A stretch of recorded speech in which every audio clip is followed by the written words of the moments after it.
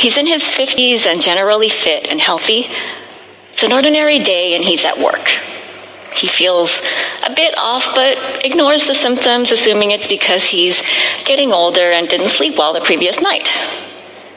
But Alex's smartwatch, which keeps track of his heart rate, temperature, oxygen saturation, and other vital signs, has sensed that his heart rhythms are out of whack. It turns out that his body is starting to exhibit the symptoms of cardiac arrest. Before things get worse, Alex's watch automatically contacts the paramedics, and he's rushed to the emergency room where the doctors are able to stabilize his condition. He's outfitted with an implanted defibrillator to keep his heart healthy. This defibrillator is connected to the internet, so he can monitor his heart rhythms real time, and his doctor can also see them in real time, remotely at her medical office. These are examples of the Internet of Bodies, an ecosystem of internet-connected devices that can alter the capabilities of our bodies or collect personal, intimate data about us so we can learn more about and improve ourselves.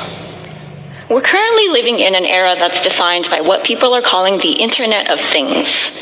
This is the network of everything that's connected to the internet, like your car or light bulb, as a sub and a progression of the Internet of Things.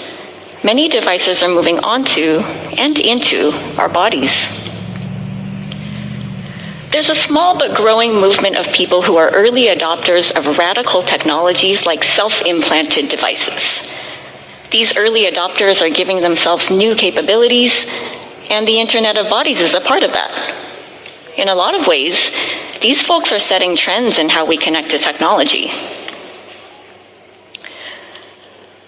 During my research on the Internet of Bodies as a researcher for the RAND Corporation, I met a man named Aaron who had about 7 microchips implanted in various parts of his hands.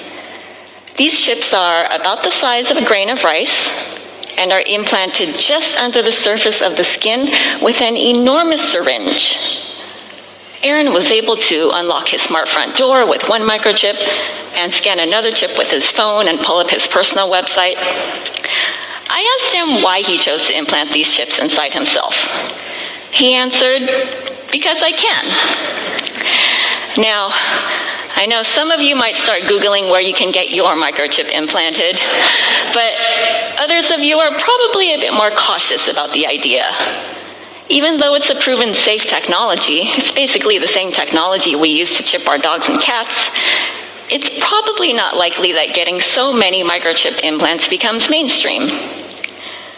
But my encounter with Aaron made me realize that the popularity of the Internet of Bodies is growing because, in addition to improving our health, these technologies can make us more capable, more efficient, more productive, and make our lives more convenient. New Wi-Fi standards are being developed that will mean we can connect many more devices than ever before with little concerns for lag or overloading or slowing.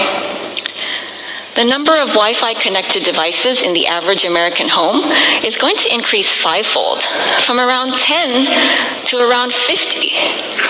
Satellite internet is going to bring the internet to remote or rural areas by putting thousands of satellites into low Earth orbit. And 5G and other advances in cellular communication are going to enable more and more devices to connect.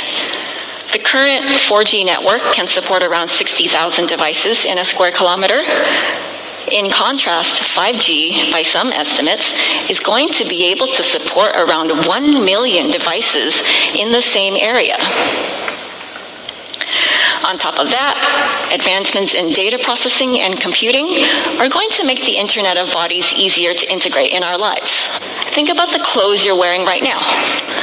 Electronics are getting smaller and can be integrated onto wearable stickers and into fabrics. So imagine that your clothes were covered with microsensors that measure your heart rate and body temperature, and they sensed that you were feeling overly stressed. So they emitted gentle vibrations around your tense shoulders to help you relieve stress, and you took a second to breathe. The Internet of Bodies will be able to automatically interact with your smart home and other Internet of Things devices. So your smart underwear could automatically connect to your smart thermostat, and you wouldn't even need to think about adjusting the temperature in your house. Electronics are so advanced that in some cases we can safely ingest them, and they can measure what's going on inside our bodies. In the near future, imagine that you pop an electronic pill that measures the nutrients and bacteria in your gut, and you're informed that you're low on vitamin D. So you go and sit outside in the sun. And while these are examples of devices at the individual level, we can also think about how they'll impact us at the community level. Maybe the Internet of Bodies can help us stop the next pandemic. In addition to the contact tracing apps on our phones, one day we could have sensors on our masks, or on public toilets, doorknobs, and elevator buttons, and we might know exactly where a disease has spread. And if you can take one more technological leap with me, I'd like to take you even farther into the future.